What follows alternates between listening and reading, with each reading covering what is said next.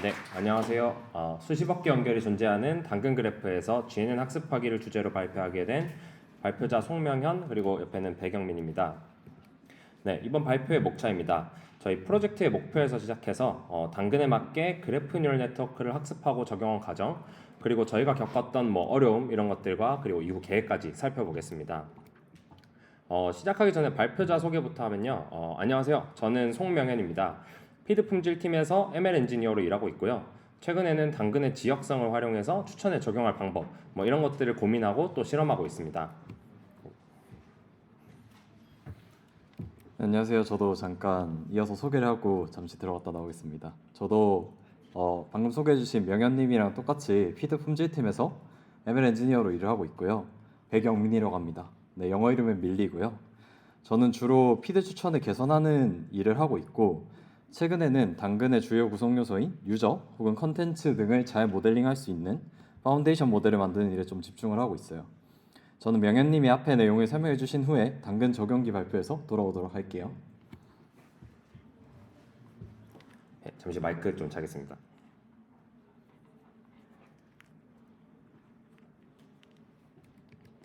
네, 다시 본격적으로 시작을 해보면요. 첫 번째로 저희가 진행했던 이 프로젝트의 목표와 그래프 뉴럴 네트워크, 앞으로는 줄여서 GNN이라고 할게요. 이 GNN이 무엇인지 그리고 이걸 왜 쓰는지 한번 살펴보겠습니다.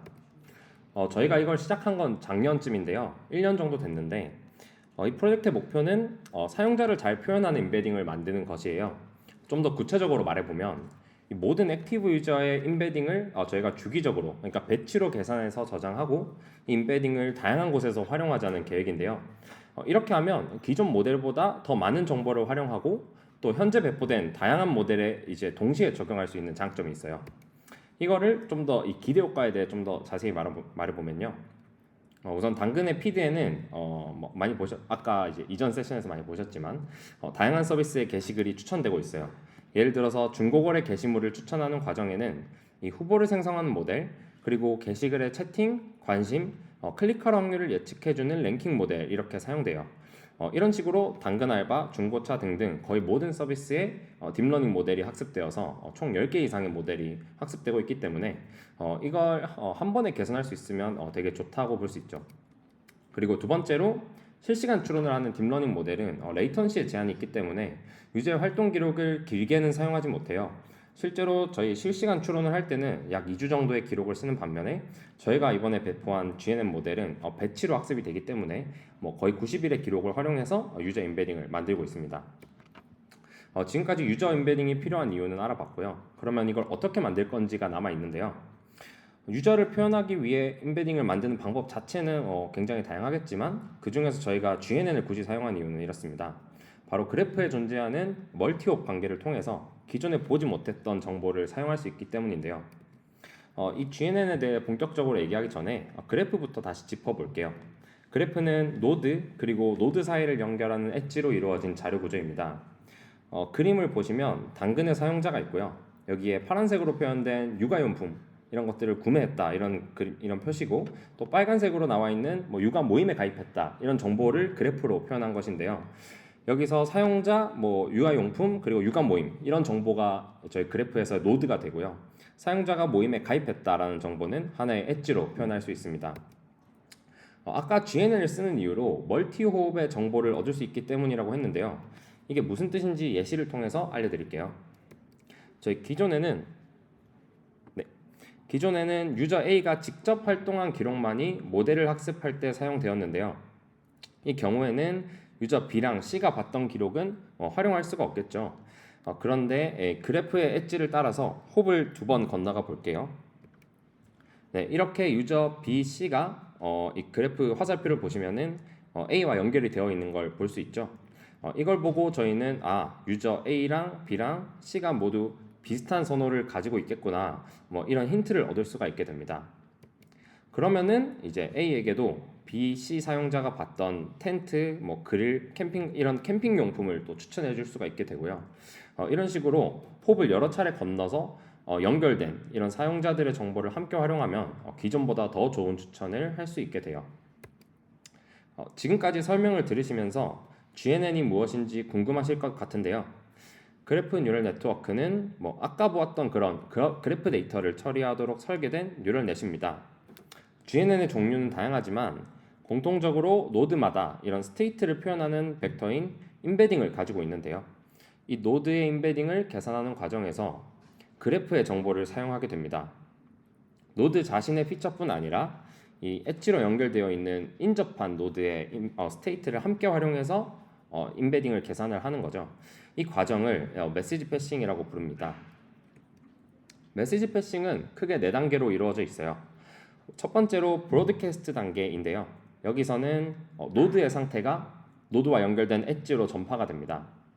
두 번째 단계에선 가져온 노드의 스테이트와 이 엣지의 피처를 함께 계산해 엣지의 메시지를 만들게 됩니다. 세 번째는 풀링인데요. 아까 계산했던 엣지 메시지를 이어진 노드로 다시 보냅니다. 마지막으로 노드는 자신이 갖고 있던 이전 스테이트와 아까 3단계에서 풀링해온 이 엣지의 메시지를 이용해서 다음 스테이트를 만듭니다. 여기서는 메시지가 여러 개가 있겠죠. 리스트로 그래서 표현을 해놨습니다. 2번하고 4번 단계를 보시면 함수 f 표시가 있는데요. 이 자리에 기존에 다들 알고 계실 컨볼루션이나 어텐션 같은 이런 뉴럴 네트워크 레이어가 들어갈 수 있게 됩니다. 이렇게 4가지 단계가 있는데 이 부분을 예시로 다시 보겠습니다. 이번 예시에서는 이 유저 A의 임베딩을 한번 직접 계산을 해보겠습니다. 실제로는 저희가 모든 노드에서 메시지 패싱이 다 같이 이루어지는데 저희가 설명의 편의를 위해서 이걸 바깥에서부터 진행된다고 가정하겠습니다. 그리고 여기 2단계인 이 엣지 메시지 업데이트 단계도 생략을 하고 여기 보이는 3가지 단계로만 설명을 해볼게요. 가장 먼저 바깥 노드인 이 텐트, 캠핑카 그리고 그릴의 스테이트가 이렇게 엣지로 브로드캐스트가 됩니다. 그리고 풀링 단계에선 유저 B와 C의 엣지의 메시지를 이렇게 가져오고요. 풀링한 메시지와 유저 자신의 상태를 합쳐서 이렇게 스테이트 업데이트가 됩니다. 그 다음부터는 똑같이 반복되는데요. 유저 B와 C의 스테이트는 브로드캐스트가 돼서 여기 엣지로 다시 넘어가게 되고요. 풀링 단계에서는 노드로 메시지가 전달이 되고 이어서 유모차랑 저 이제 육아용품에 다시 다음 스테이트가 생겼죠. 이 단계들을 마지막으로 진행하면 브로드캐스트가 되고 풀링을 한 다음 유저 A의 스테이트를 마지막으로 계산할 수 있게 됩니다. 제가 설명했던 부분만 보면 굳이 이렇게 4단계까지나 나눠야 되나 그런 생각이 좀 들 수 있는데요. 예시랑 다르게 아까 말씀드렸지만 원래는 모든 노드의 업데이트가 병렬적으로 일어나는 게 원래 알고리즘이고요.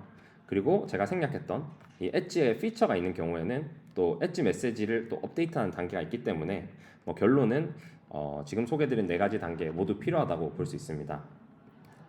지금까지 프로젝트의 목표와 GNN 알고리즘에 대해 알아봤습니다. 이제는 GNN을 실제로 학습하기 위해서 저희가 사용했던 이 TensorFlow GNN을 소개해 드릴게요. TensorFlow GNN은 TensorFlow 생태계 위에서 GNN 학습이 가능한 라이브러리입니다. 여기는 이 큰 스케일의 그래프를 학습하기 위해 필요한 기능들이 존재하는데요. 아래 보시는 것처럼 그래프 데이터에서 우선 학습 가능한 형태로 그래프를 만들어주는 그래프 샘플링하는 기능이 있고요. 그 다음에는 그래프 텐서라는 설계가 있어서 이 GNN을 기존 텐서플로우의 케너스 API와 호환되도록 구현해 놓았어요. 그래서 기존의 텐서플로우 모델처럼 똑같이 학습할 수 있다는 장점이 있습니다. 이걸 다시 정리해보면 이런 3가지로 정리해 볼 수 있는데요. 우선 자연스러운 텐서플로우 인테그레이션, 그리고 헤테로지니어스 그래프를 고려한 설계, 마지막으로 그래프 샘플링을 위한 분산 처리 기능, 이렇게 3가지가 있습니다. 하나씩 보면요. 우선은 텐서플로우 인테그레이션인데요. 위에 나오는 그림은 기존의 모델의 학습 파이프라인이고요. 아래쪽은 새로 만든 GNN 학습 파이프라인입니다. 보시면 되게 2개가 똑같이 생겼잖아요. 그래서 둘 다 당근의 원본 이벤트에서 이벤트나 피처 등을 조인해서 학습 테이블을 만드는 단계가 있고요. 이걸 인제스천이라고 해요. 저희는 이후에 여기서 데이터를 뽑아서 TF 레코드의 형태로 이그샘플을 만듭니다. 그러면 텐서플로우 기능에 맞춰서 자연스럽게 모델을 학습할 수 있게 됩니다. 이 과정이 GNN에서도 똑같이 반복이 되는 게 또 두 번째 장점이 됩니다. 두 번째로 텐서플로우 GNN에서 또 가장 중요한 설계가 그래프 텐서인데요. 그래프 텐서는 내부 정보가 모두 TF 텐서로 저장되어서 또 편리한 게 많고요. 배칭 기능도 지원을 합니다. 하나의 그래프 텐서가 저희가 이제 아까 봤던 그런 하나의 그래프를 표현한다고 보시면 되는데요. ML 모델 학습을 할 때 보통 example 여러 개를 미니 배치로 하나를 만들어서 넣어주잖아요. 그거랑 똑같이 여기도 여러 그래프를 미니 배치로 넣어줄 수 있게 됩니다. 그리고 텐서플로우 GNN에서 그래프 업데이트의 가장 기본 연산인 브로드캐스트 그리고 풀링 이걸 모두 구현해 놓았기 때문에 다른 모델들처럼 케라스 모델의 형태로 GNN 학습이 가능합니다. 그리고 그래프 텐서는 헤테로지니어스 그래프를 고려해 노드셋과 엣지셋을 여러 개 정의할 수 있는데요. 참고로 노드나 엣지의 종류가 2개 이상 존재하면 헤테로지니어스 그래프라고 부릅니다. 노드와 엣지셋에서 ID나 피처와 같이 필요한 정보를 텐서의 형태로 저장하고 있고요. 컨텍스트에는 그래프의 카테고리 같은 이런 그래프 전체에 대한 정보를 역시 텐서로 담을 수 있습니다. 이제 예시를 통해 그래프 텐서를 알아볼 텐데요. 당근에서 하는 발표답게 사용자가 중고 물품을 클릭한 기록을 가지고 그래프를 만들어 볼게요.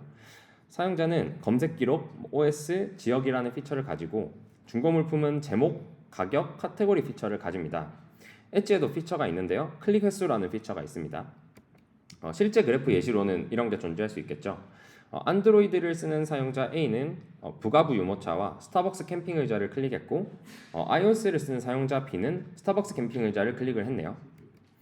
그럼 그래프 텐서로 보면 이걸 방금 보신 정보들이 텐서의 형태로 변환이 되어서 각각 사용자 노드셋, 중고물품 노드셋, 그리고 클릭 엣지셋으로 저장이 됩니다. 구체적으로 하나씩 보면 OS 같은 경우는 개수가 딱 하나이기 때문에 일반적인 텐서로 저장이 되고요. 검색 기록은 길이가 가변적이기 때문에 렉트 텐서의 형태로 저장이 됩니다. 마지막으로 큰 그래프에서 학습 데이터를 만드는 샘플링 기능을 알아볼게요. 당근의 그래프는 사실 좀 큰 편에 속하고요. 여기 첨부한 표는 저희가 이제 로우 데이터의 사이즈는 아니고 사용자 노드마다 최대 연결수를 제한하는 것처럼 여러 가지 샘플링을 적용한 뒤에 만든 학습 데이터인데요. 샘플링이 들어갔는데도 불구하고 엣지의 수가 16억 개나 됩니다. 이런 숫자는 저희가 샘플링을 설정을 하기에 따라서 훨씬 더 커질 수 있는데요. 이런 상황에서 메모리에 전체 그래프를 당연히 로드할 수가 없겠죠. 분산 처리 환경에서 그래프를 다루는 기능이 저희는 꼭 필요했습니다. 다행히 텐서플로우 GNN이 이 샘플링 기능을 제공해서 저희가 잘 쓰는데요. 구체적인 알고리즘은 넘어가고 하나의 노드를 기준으로 샘플링이 어떻게 이루어지는지 보여드리겠습니다. 여기서는 첫 번째 홉에서 최대 3개, 두 번째 홉에선 최대 2개를 샘플링한다고 가정할게요. 우선 루트 노드의 엣지에선 랜덤으로 이렇게 3개를 고릅니다. 그러면 그 다음으로 다시 이제 이어진 노드에서 2개씩 또 샘플링을 하게 되면 이렇게 하이라이트된 그래프가 나오고요. 이 과정을 이 주어진 루트 노드에 대해 계속 반복을 하면 전체 샘플링 과정이 됩니다. 아까 예시를 들면 사용자가 2천만 명이었으니까 2천만 번 반복을 해야겠죠. 여기서 단순하게 좀 말하긴 했는데 실제 샘플링 알고리즘은 이 분산 처리를 위해서 더 다양한 고려 사항이 있고요. 이런 전체 알고리즘은 텐서플로우 GNN GitHub에 자세히 적혀 있으니까 궁금하신 분들은 참고해 주세요. 자, 여기까지 제가 텐서플로우 GNN에 대해 알아봤고요. 남은 부분부터는 영민님이 이어서 발표하시겠습니다. 어떻게 꽂아요 이거? 목에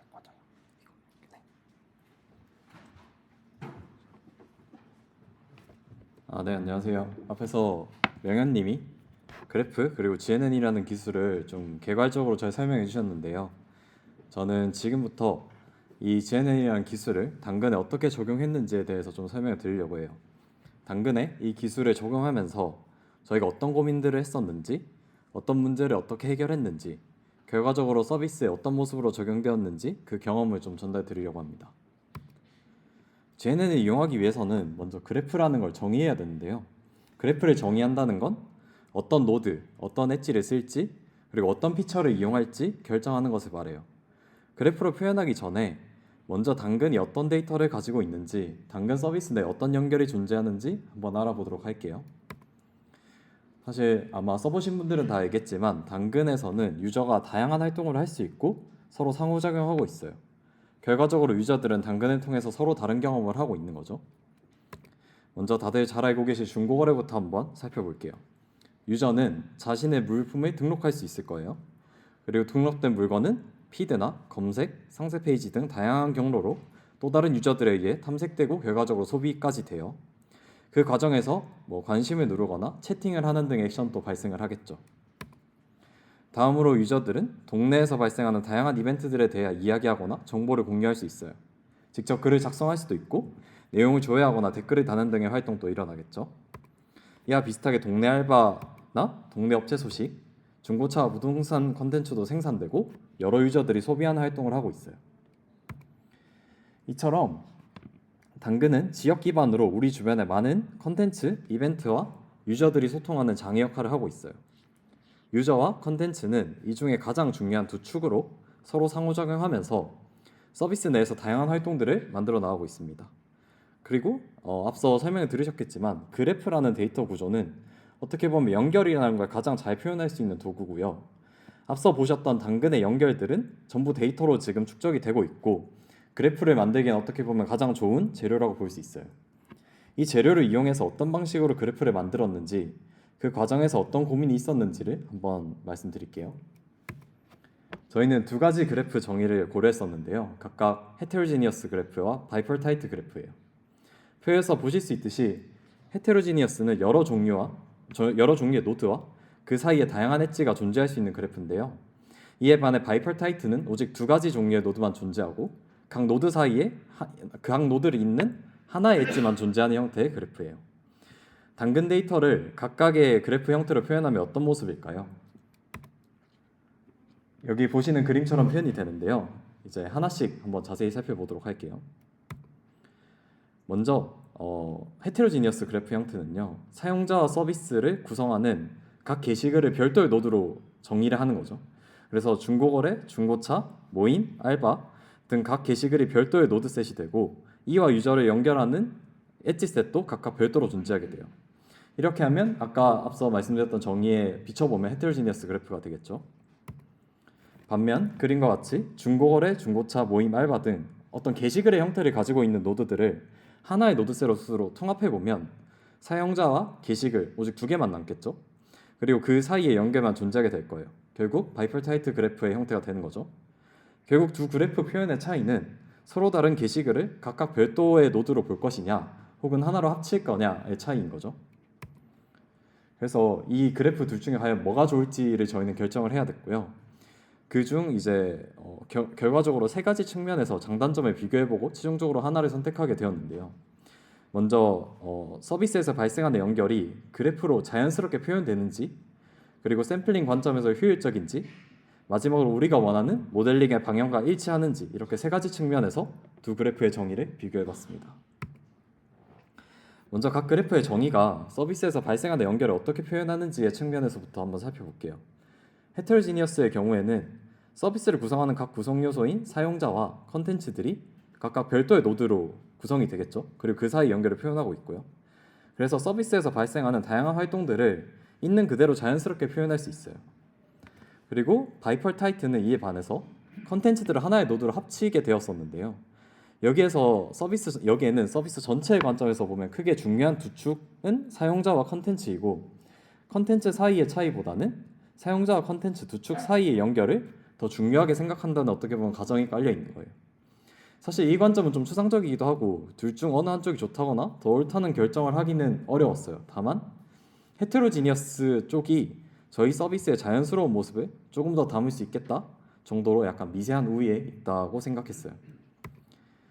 앞서 명현님이 잘 설명해 주신 것처럼 저희 데이터로 만들어진 그래프는 너무 거대하기 때문에 전체 그래프에서 일부를 서브그래프로 샘플링하는 과정이 필수인데요.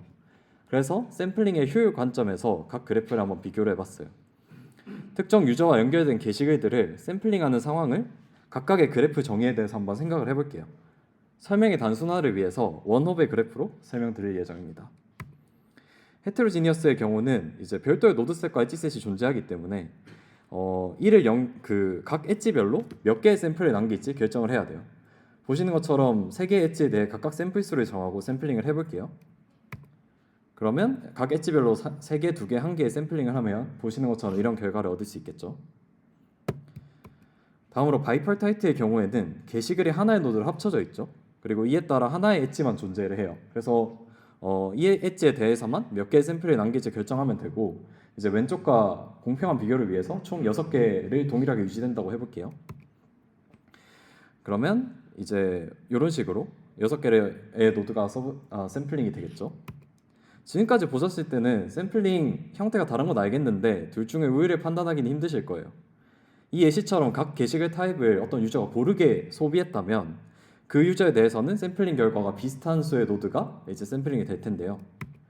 당근에서 모든 유저가 이렇게 각 게시글을 고르게 소비할까요? 아마 여기 계신 분들도 선호에 따라 특정 컨텐츠를 더 많이 혹은 덜 소비하고 계실 거예요. 실제로 당근의 데이터를 살펴보면 모든 유저가 모든 컨텐츠를 고르게 소비하진 않아요. 예시에 보시는 그래프는 중고차 게시글을 특히 많이 소비한 유저인데요. 이 그래프에 대해서 샘플링이 진행하면 어떻게 될까요? 헤테로지니어스 먼저 해볼게요. 이 경우에는 결국 유저와 중고차 게시글 사이에는 최대 2개까지 엣지만 남을 수 있겠죠. 그래서 아무리 많은 연결이 존재해도 사실 이를 완전히 활용할 수가 없어요. 그래서 결과적으로 저희의 명세상에는 6개를 뽑을 수 있지만 최종적으로 3개의 노드만 남게 되겠죠. 다음으로 바이펄 타이틀을 한번 살펴보면요. 사실 바이펄 타이틀은 게시글 종류에 상관없이 하나로 합쳐져 있기 때문에 헤테로지니어스의 경우와 다르게 샘플 수에 맞게 최대한의 연결을 이용할 수 있어요. 그 결과 6개의 노드가 샘플링 되겠죠. 학습 관점에서 보면 사실 더 많은 연결을 포함할수록 더 많은 정보량이 거기에 담겨 있는 거고 따라서 샘플링 결과 더 많은 연결을 남길 수 있는 방향이 저희한테 유리하다고 생각을 했어요. 따라서 바이펄 타이트 그래프의 정의가 샘플링 관점에서는 조금 더 효율적인 거죠.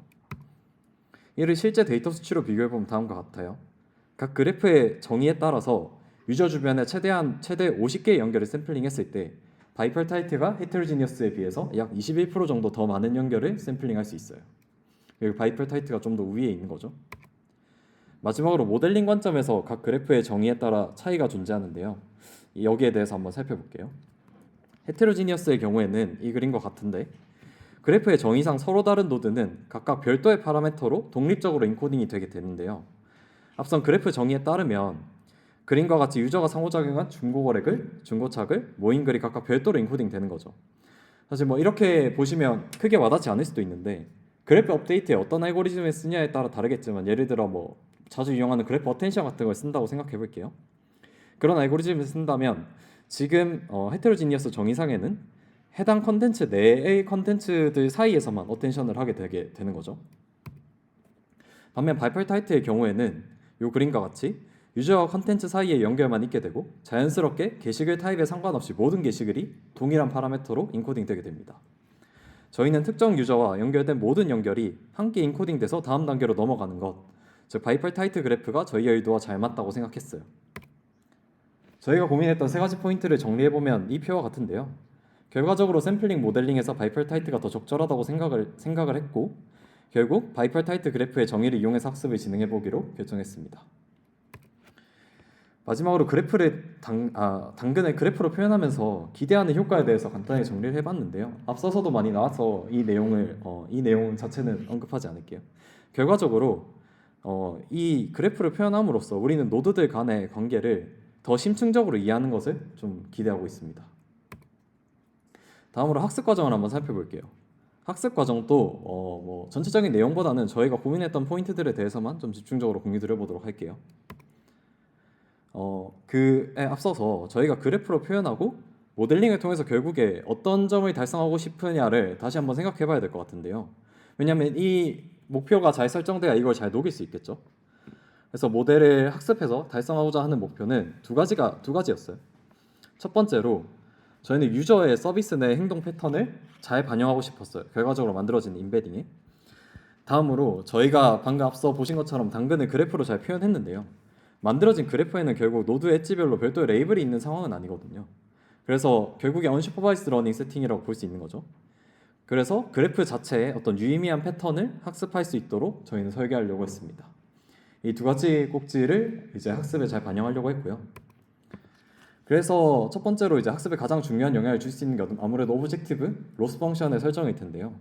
학습 목표에 대해서 한번 이야기를 해볼게요. 그래프를 이용한 언슈퍼바이스드 러닝은 수많은 방법들이 있는데 그 중에 저희는 컨트래스티브 러닝을 이용하려고 했고요. 컨트래스티브 러닝은 주로 시멘틱 인베딩을 만들기 위해 자주 이용되는 학습 방식이죠. 특히 저희는 핀세이지를 많이 참고했는데 핀세이지에서는 그래프상의 파지티브 노드 페어를 정의하고 해당 노드끼리는 고정한 공간상에서 가까워지도록 나머지 네거티브들에 대해서는 멀어지도록 학습을 해요. 학습을 진행하면서 이런 식으로 파지티브는 가까워지고 네거티브는 멀어지게 되는 거죠. 이 학습 메커니즘을 저희 상황에 한번 맞춰보면 저희는 유저의 표현을 더 잘 만들고 싶었죠. 그래서 행동 패턴이 유사한 유저는 가까이, 먼 유저는 멀도록 하려고 했어요. 따라서 자연스럽게 유저 노드에서 파지티브 페어를 정의하게 된 거죠. 이걸 로스 펑션의 형태로 나타내면 다음과 같은데요. 결국 이 식은 핀세이지에서 이용한 맥스 마진 베이스드 로스랑 동일합니다. 수식의 의미는 시간 관계상 생략하도록 할게요. 결국 이 수식을 이용해서 최적화를 진행한다면 저희가 유사하다고 정의한 유저는 가까이 위치할 것이고 아닌 유저는 멀게 위치하게 될 것이에요. 그렇기 때문에 결국에 파지티브 페어, 유사한 유저의 정의는 학습 자체에 되게 큰 영향을 줄 수 있는 거죠. 그러면 이런 유사한 유저라는 건 어떻게 정의할 수 있을까요? 앞에서 저희가 사실 유사함의 정의는 이미 여러 번 나왔는데요. 바로 서비스 내에서 행동 패턴이 유사하다를 유사함으로 정의했었죠. 하지만 행동 패턴이 유사하다는 건 사실 추상적인 레벨의 정의고 구체적으로는 어떤 조건의 유저를 뽑아야 할지를 저희가 결정해야 했어요. 가장 단순하게 저희는 같은 컨텐츠에 대해서 상호작용한 유저를 유사하다고 정의했고 이 유저쌍을 파지티브로 봤는데요. 그림으로 보면 이와 같습니다. 그림과 같이 A라는 유저는 서로 다른 4개의 게시글과 연결되어 있고 각각의 게시글은 또 다른 CDEF라는 유저와 연결되어 있거든요. 따라서 각각의 A와 특정 게시글을 함께 소비한 CDEF는 A랑 파지티브 페어 유저가 되는 거죠. 그렇다면 네거티브는 어떻게 정의할 수 있을까요? 저희가 많이 참고한 핀세이지 논문에 따르면 인배치 랜덤, 하드 네거티브 두 가지 종류를 이용했는데요. 사실 저희는 구현의 단순화를 위해서 그림과 같이 학습 시 인배치에서 파지티브가 아닌 다른 유저들을 네거티브로 이용하는 방법만 이용했고요. 사실 연구에 따르면 하드 네거티브를 이용했을 때 큰 성능 향상이 있었고 저희도 이 다음 스텝에서도 가장 큰 성능 향상을 줄 수 있을 것이라고 사실 기대하는 개선점으로 생각하고 있어요. 방금 전까지 저희가 학습 과정에서 가장 중요하게 고민했던 학습 오브젝티브 그리고 로스 펑션의 선정 그리고 이에 따른 유사도의 정의까지 한번 설명을 드렸는데요. 이후에 진행한 실제 학습 과정의 구현은 주목할 만한 내용 몇 가지만 좀 짚고 넘어가도록 할게요. 데이터를 만드는 과정에서는 한 가지만 말씀드리고 싶은데 앞서 보신 것처럼 저희가 샘플링이라는 걸 진행하는데 그냥 랜덤으로 샘플링을 진행할 수도 있지만 서브그래프를 만들 때 사실 엣지마다 각각이 가중치가 저희는 다르다고 생각했어요. 예를 들면 어떤 게시글을 단순한 클릭을 하는 것보다는 채팅을 한 게 더 이제 가중치 있는 연결이라고 볼 수 있는 거죠. 그래서 이런 가중치에 따른 샘플링을 진행을 했고요. 이건 핀세이지에서 중요도 기반의 랜덤워크랑 약간 유사한 역할을 할 거라고 기대를 했습니다. 다음으로 학습 과정인데요. 학습 과정은 사실 다른 모델을 학습하는 과정과 비슷했어요. 다들 실험에서 하시는 것과 비슷할 텐데 데이터가 만들어졌을 때 이 데이터를 최대한 피팅시킬 수 있는 모델을 이제 여러 번의 반복 실험을 통해 결정하는 거죠. 그래서 결국에 우리가 하이퍼 파라미터로 설정했던 모델 구조, 러닝 레이트, 배치 사이즈 등을 이제 최적의 하이퍼 파라미터를 찾았고 오프라인 실험 사이클을 돌면서 가장 성능이 뛰어난 모델을 저희는 선택했습니다. 그렇다면 이렇게 학습된 모델이 실제 프로덕션 이펙트를 만들기 위해서 적용됐던 과정도 한번 설명을 드릴 텐데요. 사실 지금 시간이 좀 모자랄 것 같긴 한데 양해를 구하고 조금만 더 시간을 쓰도록 하겠습니다. 앞선 다른 발표들에서도 되게 많이 등장했는데 저희는 후보를 생성하고 생성된 후보를 랭킹하는 두 단계로 구성되어 있죠. 아마 이제 이 정도 들었으면 외우실 것 같은데 그래서 저희가 했던 건 크게 두 가지인데요. 첫 번째로 후보 생성 단계에서 유저 임베딩으로 새로운 후보군을 도입하는 실험을 한번 진행을 했어요. 저희가 만들어낸 임베딩이 유저의 행동 패턴을 잘 담고 있다면 이 임베딩으로 클러스터링을 했을 때 행동이 유사한 유저들이 각 클러스터에 이제 같은 유저군으로 묶이게 되겠죠. 이렇게 묶인 유저군 내에서 특히 상호작용이 활발하게 일어날 글들을 후보로 추가해주는 실험을 진행했어요. 온라인 실험을 통해서 새로 추가된 후보 글들은 기존 후보 글들의 평균 CTR 대비 적게는 9%에서 많게는 100%까지 차이 나는 결과를 얻을 수 있었고요. 이 결과를 통해서 유사함을 이용해 후보로 추가한 글들의 효과뿐만 아니라 만들어진 임베딩이 유사도를 어떻게 보면 잘 인코딩하고 있음을 확인할 수 있었던 거죠. 사실 이 외에도 다양한 서비스 지표의 상승도 관측할 수 있었는데 구체적인 지표는 생략하도록 할게요. 두 번째로 랭킹 모델의 입력 피처로 유저 임베딩 값 자체를 이용하는 실험을 진행했는데요. 앞서 설명해드린 것처럼 혼비된 여러 종류의 랭킹 모델이 존재하고 있어요. 그래서 결과적으로 모든 랭킹 모델에 유저 임베딩 피처를 추가했고 첫 번째 실험과 마찬가지로 여러 서비스 지표들에서 긍정적인 성능을 관측한 후 배포했습니다. 사실 프로젝트 시작 시에 명현님이 소개해 주신 것처럼 하나의 모델로 여러 모델을 개선하고자 하는 목표를 어느 정도 달성을 한 거죠. 앞선 두 실험은 사실 만들어진 유저 임베딩을 적용하는 목적이었는데요. 도입 이후에 저희는 임베딩 퀄리티 개선하는 실험도 한 가지 시도를 했고요. 거기서 유의미했던 부분도 공유 드려볼게요. 사실 지금 학습의 큰 틀에서 유사함의 정의는 학습에 되게 큰 영향을 줄 수 있어요. 근데 기존에 앞서 소개드린 유사도의 정의는 몇몇 한계가 있는데요. 기존의 유사도는 사실 같은 컨텐츠를 소비한 유저 쌍이죠. 그래서 결국 하나의 컨텐츠만 겹쳐서 소비해도 유사하다는 정의에 포함되는 거예요. 그래서 유사도의 범위가 매우 넓고 모호한 문제가 있습니다. 또한 당근 서비스의 특성상 유저가 속한 지역 주변의 컨텐츠만 소비할 수 있고, 그래서 파지티브 유저라고 뽑힌 유저들은 전부 다 인접한 지역에 있는 유저들만 뽑히게 되거든요. 그래서 학습을 진행하게 돼도 사실 가장 먼저 지역성이라는 게 먼저 반영되게 되는 문제가 있어요. 하지만 저희가 원하는 유사함이라는 정의에 지역은 들어있지 않았는데요. 저희 목적은 사실 서울에서 활동을 하든 부산에서 활동을 하든 심지어 제주도에서 활동을 하든 그냥 활동 패턴이 유사하면 유사한 곳에 위치하는 걸 목적으로 했기 때문에 저 부분은 좀 저희가 초기에 의도했던 목적과 일치하지 않는다고 생각을 했습니다. 그래서 이를 해결하기 위해서 저희는 컨텐츠 자체가 아니라 한 단계 추상화된 레벨의 카테고리를 동시에 소비한 유저로 유사함을 정의했는데요. 이 카테고리라는 건 당근의 여러 컨텐츠를 약 1000개 정도의 세부 카테고리로 분리한 책에 있고요. 이를 통해서 컨텐츠 단위보다는 덴스한 연결해서 유사도를 보다 명확하게 정의할 수 있었고, 카테고리는 사실 지역과 관계가 없기 때문에 서로 다른 지역에 있는 유저들도 파지티브로 정의될 수 있고, 따라서 지역성 문제도 자연스럽게 해결되었어요. 실제로 이 정의로 학습한 결과 지역 구분 없이 전국의 유저를 클러스터링 해보았을 때도 유의미하게 유사한 유저들이 묶이는 것을 관측할 수 있었습니다. 또한 온라인 실험에서 이 실험도 마찬가지로 여러 서비스 지표에 긍정적인 영향을 주었고 배포되었어요. 네, 마지막 장인데요. 조금만 더 집중해서 들어주시기 바랍니다. 네, 마지막으로 지금까지 공유드렸던 프로젝트를 진행하면서 겪었던 좀 챌린징한 부분들을 공유드리고 앞으로의 방향성에 대해 간단하게만 공유드리려고 해요. GNN 프로젝트를 진행하면서 여러 도전적인 점들 중에 특히 기억에 남는 두 꼭지는 여기 보시는 것과 같은데요. 첫 번째는 당근을 그래프로 표현하면 너무나도 거대하다는 점이에요. 사실 전체 데이터는 일반적인 머신의 메모리에는 다룰 수 없거든요. 서브그래프 샘플링이나 이를 해결하는 방법들도 존재하는데 그 방법마저도 여전히 매우 높은 메모리와 계산 비용을 요구하고 있어요. 저희는 이를 해결하기 위해서 데이터 기반으로 효율적인 샘플링을 시도하거나 학습에 최적화하거나 여러 엔지니어링적인 노력들을 통해서 완벽하진 않지만 당근만의 노하우를 좀 쌓아왔는데 이 부분이 좀 가장 해결하기 힘들었던 문제였던 것 같고요. 두 번째로는 파운데이션 모델을 만들려는 목표 아래 여러 일들을 진행하면서 겪었던 챌린지예요. 아마 파운데이션 모델, 특히 뭐 LLM이나 요즘 많이 학습하는 임베딩 모델들을 만들다 보면 같은 고민을 하실 텐데, 그리고 딥러닝 모델을 학습할 때 특히 거대한 데이터로 만드는 파운데이션 모델은 사실 어떤 오브젝트로 학습하냐, 어떤 데이터로 구성하느냐가 학습에 가장 큰 영향을 줄 텐데요. 이 부분을 결정하는 부분이 좀 챌린징했던 것 같아요. 저희가 고려했던 건 핀세이지 말고도 뭐 여기 보이는 딥그래프 인포맥스나 싱그레이스 등 여러 연구 결과들을 보고 사실 가능성 있는 선택지들을 골라서 시도를 통해서 결정을 하게 되었는데요. 그 중에 가장 성능이 좋았던 방법이 컨텍스트 러닝이었고요.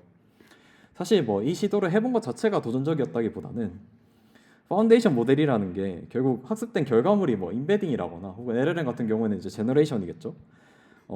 이 자체가 잘 만들어졌는지 평가하기가 되게 힘들거든요. 그래서 이 상황에서 더 좋은 선택지를 고르는 과정 자체가 힘든 거죠. 물론 학습에서 로스나 일부 오프라인 매트릭을 확인할 수 있지만 더 큰 관점에서 저희가 만든 모델이 결국에 우리의 궁극적인 서비스 임팩트와 잘 얼라인 될 거냐는 또 별도 얘기거든요. 그래서 이걸 알 수 있는 방법이 없는 게 가장 챌린징했고, 결국 저희는 오프라인에서 너무 많은 실험을 진행하기보다는 온라인 실험을 통해서 좀 성과를 확인하는 방식을 선택했던 것 같아요. 마지막으로 앞으로 남은 개선점들에 대해 간단하게 소개드리고 발표를 마무리해 보려고 합니다. 첫 번째로 거대한 그래프를 엔지니어링적으로 좀 더 효율적으로 다루는 것인데요. 방법으로는 저희가 이제 텐서플로우 GNN과 같은 분산 로직을 조금 더 당근에 맞게 튜닝하는 포인트가 있을 것 같고요. 두 번째로 그래프 구조의 개선인데요. 그래프의 정의나 샘플링 방식이 사실 이런 그래프 뉴럴 네트워크로 학습을 한다고 했을 때 가장 중요한 부분 중에 하나예요. 그래서 근데 이제 앞서 보신 것처럼 그래프 자체를 구축하고 샘플링하는 과정이 되게 많은 비용이 발생하다 보니까 이에 대한 실험은 많이 해보지 못했던 것 같은데, 그래프를 조금 더 효율적으로 다룰 수 있게 되면 가장 먼저 이 방향의 실험을 진행해 보려고 합니다. 마지막으로 학습 방식에서 계산할 부분도 되게 많은데요. 특히 포지티브 네거티브의 정의에 조금 더 집중해 보려고 해요. 하드 네거티브의 추가를 통해서 더 날카로운 인베딩을 만드는 것, 그리고 더 명확한 포지티브의 정의를 통해 인베딩 퀄리티를 좀 개선해 보려고 합니다. 네, 마지막 거의 다 와서 제가 랩을 한 것 같은데 여기까지 저희가 준비한 발표 내용이 거의 끝이 났고요. 마지막으로 저희 뭐 시간 초과한 김에 한 번 더 홍보를 하자면, 저희 피드 품질팀에서도 피드 추천을 개선할 여러 엔지니어 분들을 찾고 있고요. 특히 저는 LLM이나 그래프 등 당근만의 파운데이션 모델을 만들기 위해 다양한 시도를 하고 있는데, 이 부분에 관심 있으신 분들도 많은 지원 부탁드립니다. 네, 긴 시간 마지막 발표 열심히 들어주셔서 감사하고요. 여기서 발표 마무리하겠습니다. 감사합니다.